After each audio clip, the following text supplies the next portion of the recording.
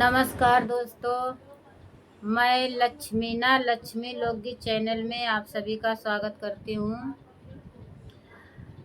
भैया दीदी आप लोग नए हैं हमारे चैनल में तो हमारे चैनल को सब्सक्राइब ज़रूर कर लेना, और सब्सक्राइब किए हैं तो फुल आवाज करके हमारा ये देवी पचरा ज़रूर सुनिएगा।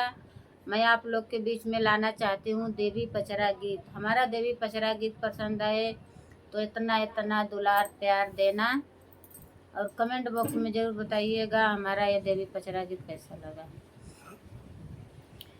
गंगा जमुना के निर्मल पनिया हो वही रे पनिया ना, शीतला माई कराया सननमा हो वही रे पनिया ना, शीतला माई कराया सननमा हो वही रे पनिया ना। गंगा जमुना का निर्मल पनिया हो वही रे पनिया ना, मैया कराया सननमा हो वही रे पनिया ना। काई के आसनमा मैया बैठी आसनमा हो सेवकवा उन करना, मांग ठाड़ दर्शनमा हो सेवकवा उन करना, मांग ठाड़ दर्शनमा हो सेवकवा उन करना, सेवकवा उन करना, मांग ठाड़ दर्शनमा हो सेवकवा उन करना।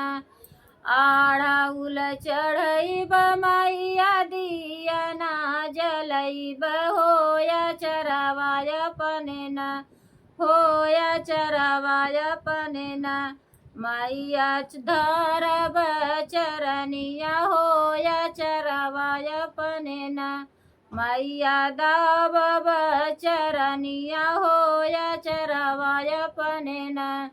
गंगा जमुना के निर्मल पनिया हो वही रे पनिया ना, दुर्गा माई कराया सननमा हो वही रे पनिया ना, मैया कर आसननमा हो वही रे पनिया।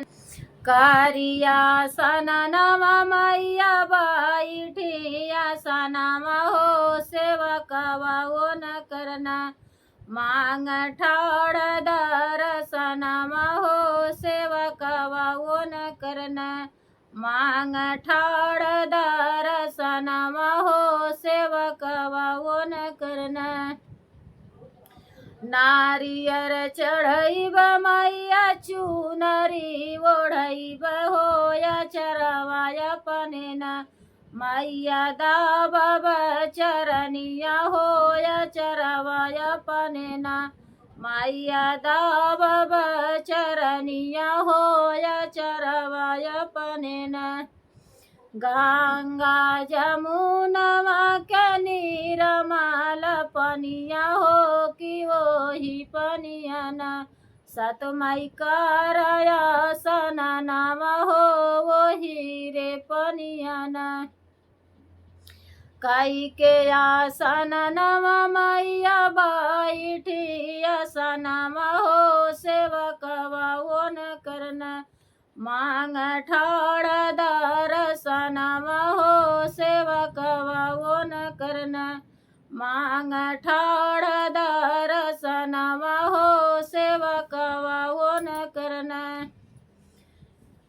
तोहा के चढ़ैब मैया भोगवा लगैब मैया हालुआ सोहरिया होया चरवाय अपने ना, तोहा के बेनिया डोलैब होया चरवाय अपने ना, तोहा के बेनिया डोलैब होया चरवाय अपने ना।